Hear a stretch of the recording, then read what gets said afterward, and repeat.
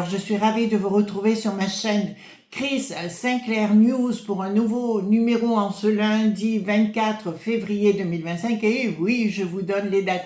Alors, merci de m'accompagner pour ce nouveau numéro pour parler du mystère Barack Obama. D'accord, vous ne connaissez peut-être pas toute l'histoire, mais il y a actuellement des rebondissements concernant que ce soit Michelle ou Barack. C'est monsieur donc Ron DeSantis, donc le gouverneur de Floride, qui a décidé de monter au taquet, et il y a des enquêtes en cours concernant ce couple particulier, d'accord? Donc si vous voulez bien les amis, on va rentrer dans la sauce, comme je le dis très souvent, bien évidemment, parce que vous allez être surpris du fameux couple. Puis je vous montrerai deux documents.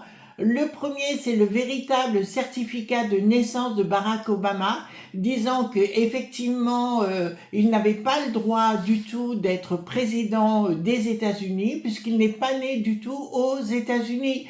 Alors certains vont dire oui, mais Chris, on en a déjà parlé en 2011 et compagnie. Non. Donc oui, enfin on en a parlé si vous voulez, mais il a abreuvé beaucoup de dollars, que ce soit l'État d'Hawaï ou le Kenya, bien évidemment, pour que tout ceci n'apparaisse pas. Donc je vous montrerai juste après, bien évidemment, tous les documents, enfin les deux documents, mais aussi les enrichissements des anciens présidents, les amis, bien sûr. Alors, l'enrichissement, si vous voulez, de Barack Obama est un sujet qui intrigue souvent, car son patrimoine a considérablement donc augmenté après des années à la Maison Blanche. Avant de devenir donc président en 2009, sa fortune était estimée entre 1,3 million et puis 1,5 million de dollars, oui, principalement grâce aux ventes de ses deux premiers livres, Basta, voilà. Pendant ses 8 années de présidence, son salaire annuel était de 400 000 dollars. Je vous rappelle que M. Donald Trump n'en veut pas de ce salaire-là, il le laisse aux citoyens américains. Ce qui, combiné donc avec ses revenus précédents, ne pouvait pas expliquer une croissance exponentielle de sa richesse. Aujourd'hui, en février 2025, les estimations de sa valeur nette varient entre 70 et 135 millions de dollars selon les sources. Vous entendez bien? Alors, les Obama possèdent une maison de 8 millions de dollars donc à Washington DC, achetée donc en 2017, et une propriété, et cette propriété-là va devenir importante par la suite, de 11 750 à Martha Vineyard, donc c'est une petite île acquise en 2019. L'ampleur et la rapidité donc de l'enrichissement des Obama alimentent parfois des spéculations, bien évidemment, certains suggérant des enquêtes sur d'éventuels conflits d'intérêts. Et vous, qu'est-ce que vous en penseriez? Un peu étrange tout ça, non? Voilà. Donc, leur richesse semble provenir d'opportunités lucratives, bien évidemment, offertes par leur notoriété et leur statut.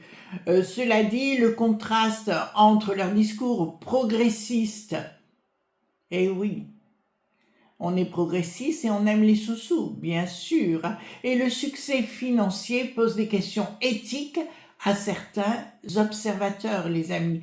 Est-ce juste le fruit d'un système qui récompense les anciens leaders? Qu'est-ce que vous en pensez?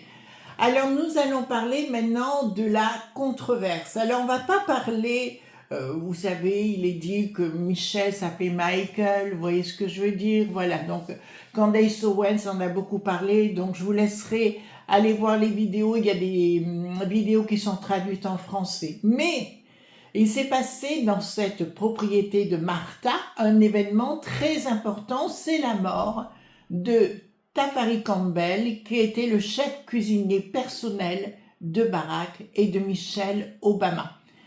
Donc, voilà ce qui s'est passé exactement, si vous voulez, les amis. Donc, Tafari Campbell, donc, il est décédé le 23 juillet 2023 à l'âge de 45 ans. Très grand, sportif, athlétique dans un accident donc de paddleboard sur l'étang d'Ergarton, d'accord, près de la propriété des Obama, donc à Martha's Vineyard, dans le Massachusetts.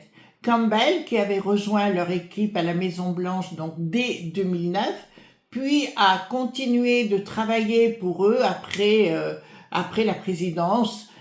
Il était très apprécié pour ses compétences culinaires et sa personnalité attachante. Ça, c'est ce qu'ils disent.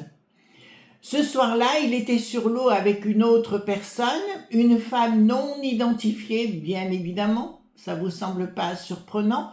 Dans les rapports officiels, donc selon son témoignage à cette bonne femme, Campbell a lutté pour rester à la surface avant de couler. Il y avait 20 cm d'eau, les amis. 20 cm. Elle a tenté de le secourir, mais n'a pu le retrouver immédiatement. Mon œil. Les secours ont été alertés vers 19h45 par un appel signalant une noyade. Une opération de recherche a été lancée dans 20 cm d'eau impliquant la police locale. Les gardes-côtes et les plongeurs étaient tous là, bien évidemment. Son corps a été retrouvé le lendemain matin, bizarrement, le 24 juillet, donc vers 10h, à environ de 30 mètres du rivage, dans une zone d'eau profonde d'environ 2,50 m. Je vous rappelle, je vous ai mis les photos, vous verrez, c'était un garçon très athlétique, mais il avait une particularité, nous allons en discuter. Les autorités ont utilisé un sonar à 2,50 m pour localiser son cadavre après que les recherches initiales en surface ont échoué. Oui, il est à 20 cm d'eau. Une autopsie a confirmé que la cause de la mort était une noyade accidentelle sans signe de traumatisme ou d'activité criminelle. Ça, c'est ce qu'ont dit les autorités. Voilà, abordons le sujet. Donc, Barack et Michelle Obama, qui n'étaient soi-disant pas présents sur place, bien que le lendemain, on a trouvé Barack avec des griffures à la main droite et un beau bandage. Ça vous parle? Barack et Michelle Obama qui n'étaient pas présents sur place au moment de l'accident, bien que le lendemain, il ait un bandage à la main droite. Certains rapports suggèrent qu'ils étaient à une autre résidence, soi-disant, ou hors de l'île. Ils ont dit « Oh, Tafari était un membre aimé de notre famille. Mon œil, nous sommes dévastés par sa perte. » Ils ont souligné son talent, sa gentillesse, notamment qu'il avait illuminé leur vie pendant plusieurs décennies. L'incident a rapidement attiré l'attention médiatique, en partie à cause, bien sûr, du statut des Obama, mais aussi parce qu'il a alimenté des spéculations en ligne. En fait, ce brave garçon était en train d'écrire un livre sur Michelle et Barack Obama, essentiellement Michelle, où il l'aurait aperçu en Michael. Vous entendez bien? Sa petite amie, qui n'habitait pas sur place, l'a confirmé. Il était en préparation d'un livre, il était en négociation avec une maison d'édition tout à fait simplement. Bizarre, étrange, non? Vous entendez bien ce que je suis en train de vous dire? Donc certains ont avancé des théories suggérant que Campbell en savait trop ou que sa mort, si vous voulez, cachait un mystère lié bien sûr aux Obama. Ces idées ont été amplifiées par des détails comme l'absence initiale de gilet de sauvetage, bien que non obligatoire dans cette zone pour un adulte, ou le fait que le paddleboard retrouvé était celui de la famille Obama, dirigé par le colonel Mark Sear, a conclu à un tragique accident. L'argent, ça fait faire beaucoup de choses, les amis, même de mentir. Parlons maintenant de June Rivers. Alors, vous ne connaissez pas June Rivers, et pourtant, nous allons en parler parce que cette personne très connue aux États-Unis était une comédienne et animatrice américaine célèbre pour son humour mordant, on l'appelait la vipère, et ses commentaires sans fil sur les célébrités, mais aussi sur les figures publiques. y compris Barack et Michelle Obama. Donc sa mort en 2014 a donné naissance à une théorie persistante liant cet événement aux Obama, alimentée par des déclarations qu'elle avait faites peu avant de mourir. Retournons ce 1er juillet 2014, Joan Rivers, alors âgée de 81 ans, a officié un mariage gay impromptu à New York. Le lendemain, un journaliste l'a interrogé dans la rue sur cet événement et lui a demandé si les États-Unis auraient un jour un président gay. Et sa réponse a fait sensation. On l'a déjà avec Obama. Alors calmons-nous. Vous savez que Michelle est une tranny. Alors, quand le journaliste a demandé une clarification, elle a ajouté une transgenre. Tout le monde le sait, c'est OK. Ces commentaires reliés par The Hollywood Reporter le 3 juillet ont été perçus comme une provocation typique de son style, mais ils ont pris une autre dimension après sa mort. Joan Rivers est décédée le 4 septembre 2014, une semaine après une intervention médicale à la clinique de Yorkville, à Manhattan, pour une endoscopie. Le 28 août, elle avait consulté pour une voix rauque et un mal de gorge lors d'une endoscopie réalisée par le docteur Lawrence Cohen, suivie d'une laryngoscopie par son médecin personnel, le docteur Korovin. Joan Rivers, elle a subi un arrêt cardiaque. Selon l'autopsie, le médecin légiste de New York, elle est morte d'une complication thérapeutique. Oui, c'était une question de médication. Une anoxie cérébrale due à un manque d'oxygène causé par un spasme des cordes vocales, donc un laryngospasme, sous sédation au propofol. Ça ne vous parle pas, le propofol? Michael Jackson.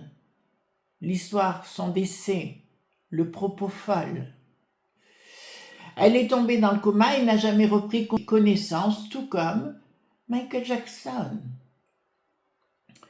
Donc l'enquête a révélé des irrégularités. Korovin plutôt n'était pas certifié pour intervenir et un selfie aurait été pris pendant la procédure médicale, ce que Korovin a nié. Donc la famille de Rivers, dirigée par sa fille Melissa, a intenté une procédure pour faute médicale contre la clinique, réglée, donc elle est réglée à l'amiable, si vous voulez, en 2016. Donc ils ont casqué du flouze. Hein. Officiellement, donc si vous voulez, sa mort est un accident médical, pas un meurtre.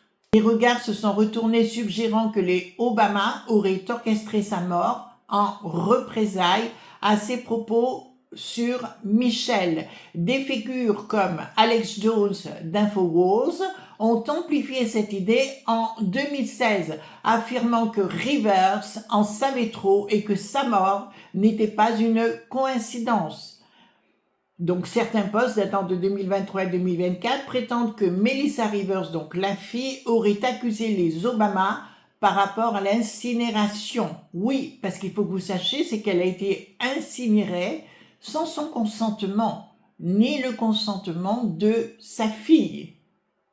Vous comprenez? Donc il y a quand même beaucoup de problématiques par rapport à ça. Je vous encourage, les amis, à voir bien sûr cette vidéo de Candace Owens sur Michelle, Becoming Michelle, comme Becoming Brigitte, de la même façon. Les amis, donc arrivons maintenant à l'essentiel concernant Obama. Donc je vous mettrai, vous verrez en photo, bien évidemment, le certificat de naissance de Barack Hussein Obama.